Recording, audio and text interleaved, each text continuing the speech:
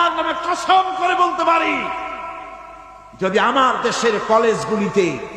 আমার দেশের বিশ্ববিদ্যালয়গুলিতে যদি আল্লাহর এই কোরআনটা পড়ানো হতো, আহারে বলেন, কলেজে কোরআন শরীফ পড়ানো হয়, বিশ্ববিদ্যালয়ে কোরআন পড়ানো হয়, সব পড়ানো হয়, কিন্তু কোরআন পড়ানো হয় না। আমি আল্লাহর নামে শপথ করে বলতে পারি, আমাদের দেশের কলেজ আর বিশ্ববিদ্যালয়গুলিতে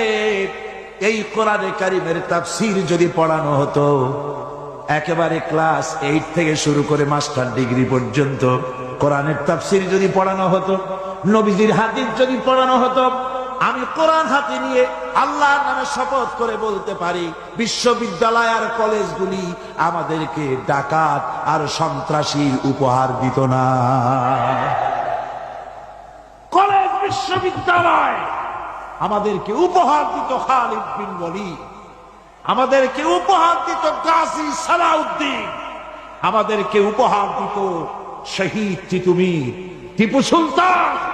শাহ মজনুন, এগুলি আমাদেরকে উপহার দিত।